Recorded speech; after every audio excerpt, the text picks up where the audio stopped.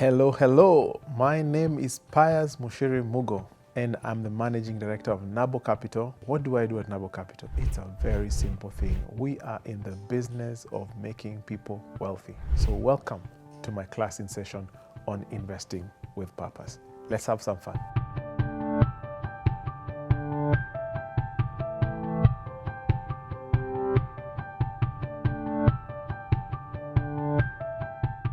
What strategies can individuals employ to escape the cycle of the rat race and transition into a life aligned with their true purpose?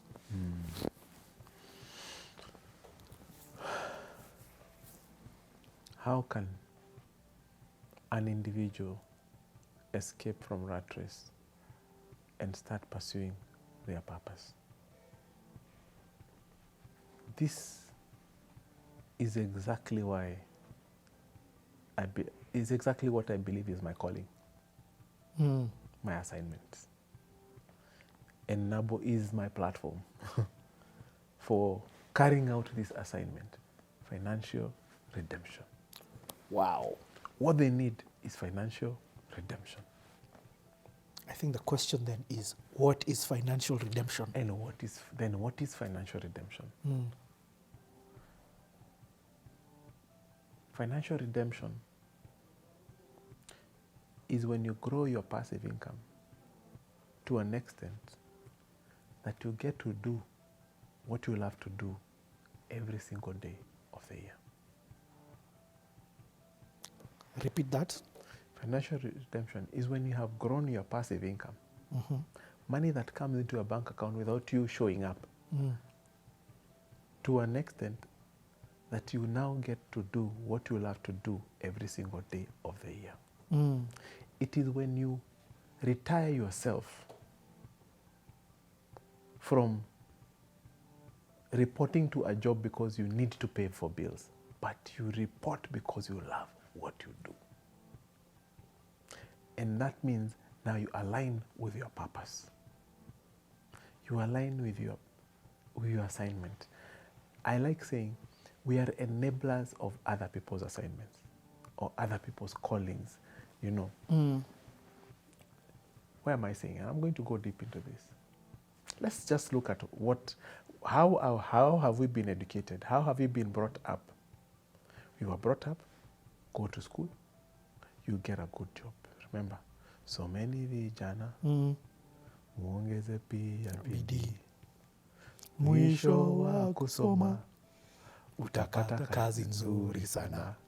I mean, that is what was ingrained in us. For my French audience. For your French audience. What are you saying? I'm saying we were educated, and it was hammered into us through songs and other narratives that if we go to school, work very hard, get good grades, we'll get very good jobs and we'll have very good lives. So we were brought up to be employees. We were indoctrinated to be employees. And then when you get to become an employee, you join something called a pension scheme. And this pension scheme, you contribute into it, and then when you retire, and the retirement age has been somewhere between 60 and 65. When you retire, you will have a blissful life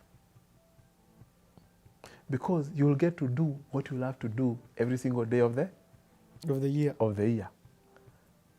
Yeah, you will travel, you do whatever the things that you have not been able to do, you will do them. And by the way, if you follow people who retire, what do they end up doing? Traveling. I know. Or going into they become deacons in churches. Yeah. They become deacons in churches. They become chairmen of their neighborhood associations.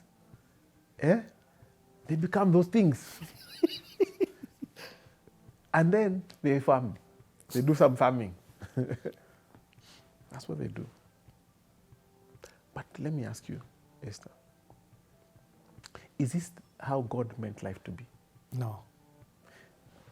What is the average life expectancy in Africa?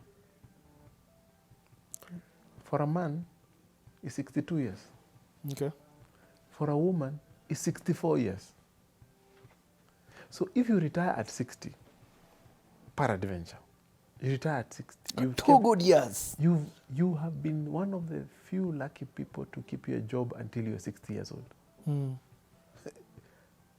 Underline the word lucky, because I don't know how many people get to, unless you're working for government, I don't know how many people really get to work until you're 60. You'll be the slowest person in the organization if you are that lucky.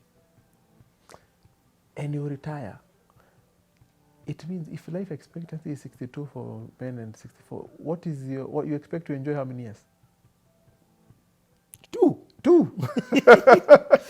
4 for the ladies. 4 for the ladies. And then if you get to 70, you are living in bonus. In fact, we used to have something called defined benefit. When you get your pension until you die, you know. So if the more you live, the more you're disappointing to the scheme, because you are an expense to the scheme now, you know. Anyway, I looked at it and I said, this is not how God was meant us to live. How even if you live to be 80, are you expected out of 80 years, you only enjoyed 20 years? It's a hoax. Say, no, our job at Nabo Capital and my purpose is to help you, to retire you as quickly as possible so that you can enjoy the rest of your life and you can pursue your life assignment for most of your life, not the least part of your life. So if I can manage to get you there by the time you are 30 or 40, I have saved you. I have redeemed half your life. I've redeemed 20 years. I've redeemed 30 years. And that's why it's called financial redemption. Because we spend most of our lifetime and our prime season of our life trying to make this ends meet, trying to overcome this rat race. We spend most of our time there. That when you're getting a sigh of relief, life is over. God said, I give, but I come so that you may have life and have it abundantly. We are meant to thrive, not to survive. So, myself, Nabo, our job is to help you to get your passive income to a place where you can pay your bills, you can do all the things that you need to do without having your job or your business. To give you your salary, in short. Or the foundation, as you said. Yes. The foundation. Get those basics as quickly as possible. Okay. As quickly as possible. I've also thought about my own life. If I was to go back to the time I was in high school in campus, and I just finished, I would not leave home until I have a passive income of 100K. And when I leave my mother's house, I would now make sure that I do not spend more than 100K. So I will still be a very productive individual. Whatever job I do, all that will be bonus going into my portfolio to create more passive income. So by the time I'm 30, 40 years old, I don't think, if I start, I honestly believe I would be making at least 5 million a month. What? If I started doing this from day one, I'd be making 5 million a month. Okay, so passive income. Passive? Yes. Without salary. Let me ask this. So think of that time you were in uni. What time? What age? What age? 20. Let's even say 20. I left uni over 20 years ago. So if somebody is 20 now, yes, and they start today. That guy, by the time he's 40 and he's following these financial principles, is likely to be making millions of shillings in a month, passive income, because this thing is self-propelling. It keeps surprising you by how powerful it is, because it's it's very revelational. It's not something, even for me, it's like, oh my God, I did not know it could do this. You get it? So the bonuses that you get paid along the way, you sweep them there. You buy a piece of land, sell it at a good price, sweep it there. Yeah? All the excess cash flows that tends to, an inheritance that to comes your way. You sweep it there. All of it is you're converting it into assets which are generating passive income, passive income, passive income, passive income, passive income. By the time you're 40, I'm telling you, you will not need to work for anyone and you will not have to depend on any business. And that is not to say you stop working. And that's our idea. Our idea is that you actually work, but you work in the thing that fulfills you the most. And when that thing that fulfills you the most is also the thing that you have the most impact. Yep. Because that's where you're gifted. Warren Buffett started investing when he was 11 years old. He's asked, did he start investing too early? He said he wishes he started investing earlier.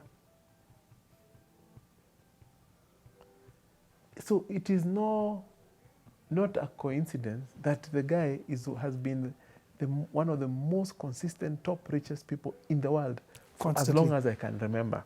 All these other guys are names that have come up during the last 20 years.